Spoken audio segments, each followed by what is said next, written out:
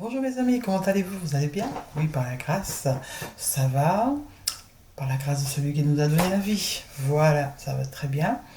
Je fais un petit coucou à tous nos amis des Antilles, Martinique, Guadeloupe, Guyane ainsi que Réunion. Et puis tous nos amis de la métropole, ainsi que tous ceux du monde entier qui vont s'arrêter un instant pour regarder et écouter cette vidéo. Alors j'espère que la rentrée s'est bien déroulée pour tous ceux qui ont pris le chemin. Et puis bon courage à tous ceux qui vont devoir recommencer tout. Enfin recommencer, continuer, pas recommencer. Vivre d'autres belles expériences, vivre aussi des moments difficiles, eh ben oui, hein.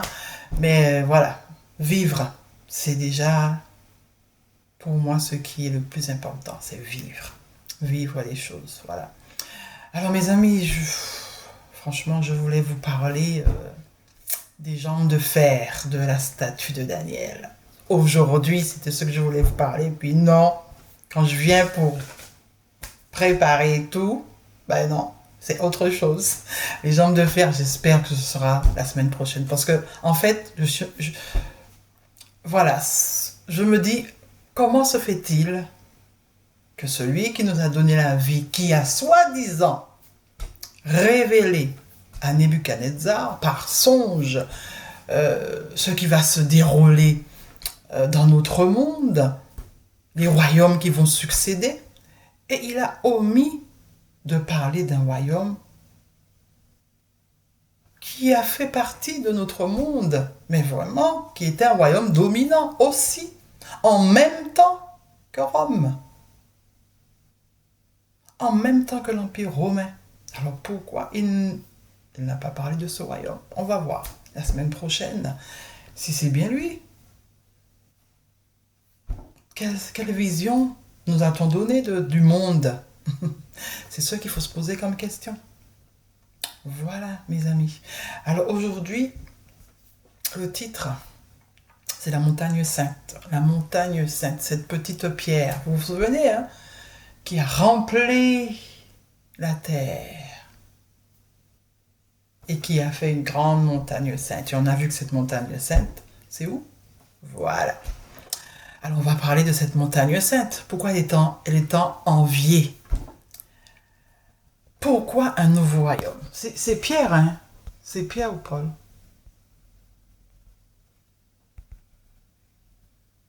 C'est Pierre ou Paul? Pierre ou Paul? Mes amis, c'est Pierre ou Paul? J'ai oublié ma leçon. Bon, en tout cas, vous savez, celui qui a écrit Éphésiens. C'est lui qui nous dit les choses. Voilà. Excusez-moi, hein, mes chefs guides et autres, j'ai oublié. Alors, pourquoi un royaume? On a vu, hein, parce que c'était pour les incirconcis, appelés aussi païens, c'était pour eux ce nouveau royaume. Pas pour ceux qui avaient déjà un royaume, pas pour ceux qui avaient déjà une espérance, pas pour ceux-là, mais pour les incirconcis. Il fallait un nouveau royaume. Parce ils étaient maltraités, ces incirconcis. Hein. Mais oui, il fallait aussi une cité pour eux. Voilà. Alors, on rappelle la définition de cité dans l'Antiquité et au Moyen-Âge, c'est un groupe d'hommes libres constituant une société politique indépendante ayant son gouvernement, ses lois, sa religion et ses mœurs propres. Voilà.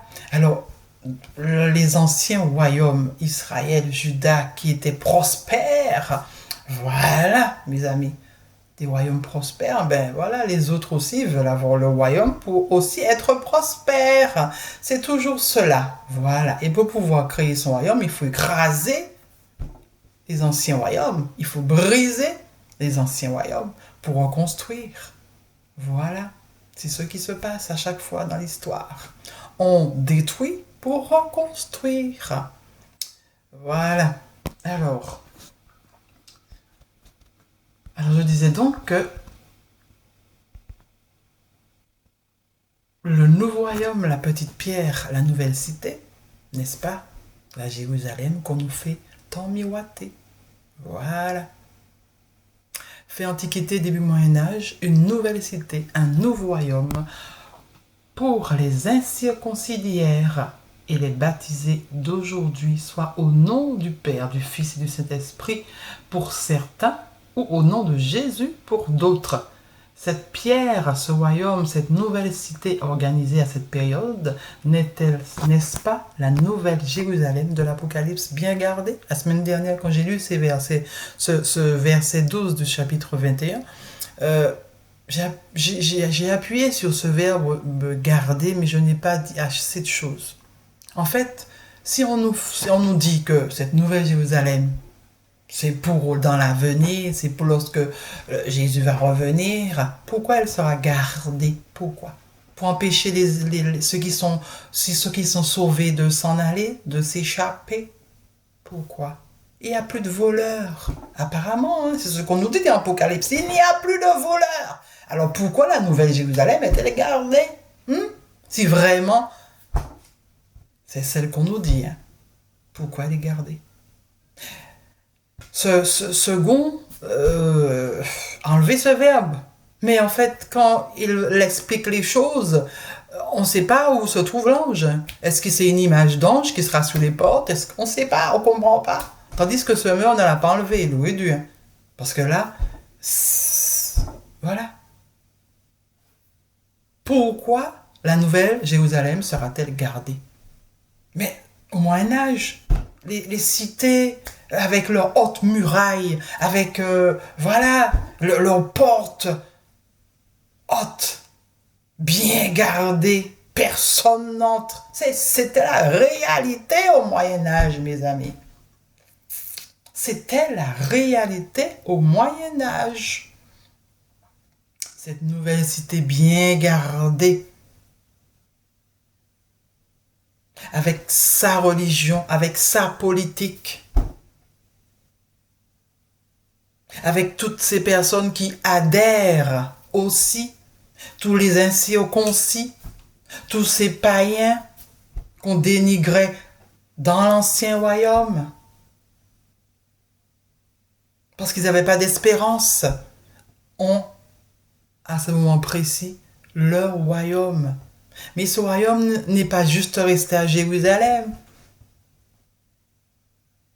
Les autres royaumes étaient restés à Jérusalem, mais celui-là n'est pas resté à Jérusalem. Il a dit non, pour qu'on puisse dominer, mais éternellement, il faut envahir partout. Et voilà, mes amis. Dans cette Jérusalem construite, fin Antiquité, début Moyen-Âge, Ésaïe 60 le disait déjà ce qui allait se passer. On n'entendra plus parler de violence dans ton pays ou ta cité. C'est moi qui ai ajouté ça. Ta cité. Ni de ravages et de ruines dans ton territoire. Tu donneras à tes murs le nom de salut, mes amis. Le mot, il est là. Le salut qu'on nous a proposé depuis des générations. Il est là, le salut. Les incirconcis, les païens d'hier, à nommer païens d'hier, s'ils n'étaient pas circoncis, ils n'avaient pas de vie. Lorsqu'on leur a offert leur royaume à eux, ils étaient sauvés. Ils avaient enfin une espérance sur quoi ils pouvaient s'appuyer. Leurs portes, les portes, celui de gloire. Cette nouvelle Jérusalem, dans la nouvelle Jérusalem qu'on est là, il y a quoi d'après vous, mes amis? L'adoration, la gloire de Dieu. Mais qui est le Dieu qu'on nous a donné? Qui est le Dieu qu'on nous a donné? Et toujours dans Ésaïe 60, ce ne sera plus le soleil qui te servira de lumière pendant le jour, ni la lune qui t'éclairera de sa lueur. Mais l'Éternel sera ta lumière à toujours, ton Dieu sera ta gloire. Encore une fois, je dis chapeau, chapeau à ces scribes, mais vraiment, chapeau. La tournure des phrases pour dissimuler les choses, vraiment, vraiment. Ils étaient trop forts, mes amis. Rendez-moi la phrase pour cacher juste le Père des Lumières, le Dieu qui nous a été donné, qui sera ta protection. Tu n'auras plus rien à craindre, mais qui est ce Dieu-là qui était la protection? Qui est ce Père des Lumières? Tu n'auras plus besoin de lumière ni de lune, mais non. On voit bien qu'il y a la lune et le soleil, mais c'est une tournure de phrase pour pouvoir dissimuler les choses. Qui est-il, ce Dieu?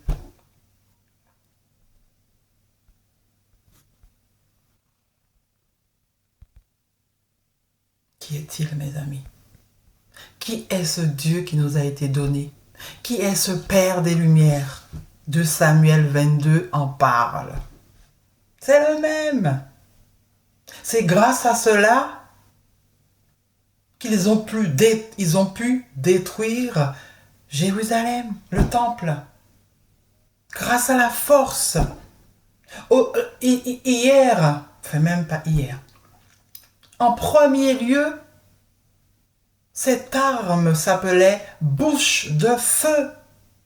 En deuxième lieu, cette arme s'est appelée canon. Aujourd'hui, je ne dis même plus le mot. Il s'élevait de la fumée dans ses narines et un feu dévorant sortait de sa bouche. Il en jaillissait des charbons embrassés. Tout est dit dans cette phrase, mais pas comme on le croit. Il abaissait les cieux, il descendit et il y avait une épaisse nuée sous ses pieds. Mes amis, tout est décrit, mais par ce que l'on croit. Aujourd'hui, je ne veux plus croire que celui qui nous donne la vie représente ça. Voici le Père des Lumières, voici le Dieu qui nous a été donné. C'est lui, c'est pas moi qui l'invente, c'est sa description. C'est lui qu'on nous a donné. Mais est-ce celui qui nous a donné la vie? C'est ça la question qu'on doit se poser, mes amis.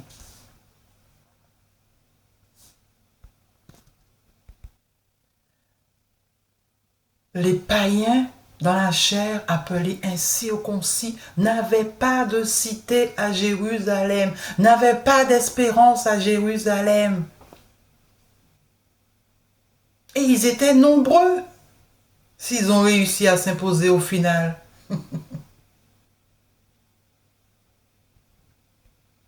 La montagne sainte, cette petite pierre-là qui s'est imposée, a donné une cité aux païens, aux incirconcis, aux baptisés d'aujourd'hui. À Jérusalem, cette montagne sainte est appelée ville 3 fois sainte. Pourquoi? Parce qu'elle abrite des lieux considérés comme saints par les 3 religions révélées que sont le judaïsme, le christianisme et l'islam.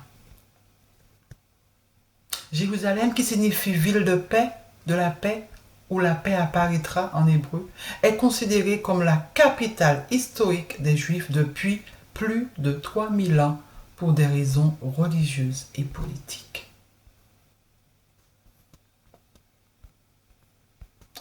Je vous montre la carte de toutes de ces cités qui s'imposent à chaque fois dans Jérusalem. Voilà. Mais ce royaume qui a pour base la pierre angulaire et qui a commencé fin Antiquité et début Moyen-Âge, ce royaume s'est répandu sur la terre entière pour réussir à conquérir, parce que c'est cela, encore une fois, C'est la conquête. Mais tous les autres royaumes ont bien compris. L'islam aussi qui vient après a compris comment il faut fonctionner. Et la conquête aussi, mes amis. Plus on réussit à conquérir des territoires, et plus on domine. Pour l'instant, c'est la petite pierre qui domine. Et tout a été dit dans la parole pour que la petite pierre puisse dominer éternellement. Et on n'a pas la suite. Mais la suite sera peut-être écrite pour les générations futures. Parce que les choses vont se réaliser. Mais voilà, mes amis, hein, cette montagne sainte. Vous avez vu? Il y a le quartier musulman, quartier chrétien, quartier juif, quartier arménien. Chacun a sa petite cité à Jérusalem, sur cette montagne. Voilà, mes amis. Passez une belle journée. À la semaine prochaine, par la grâce de celui qui nous a donné la vie. Voilà. Bisous à tous. Bye bye.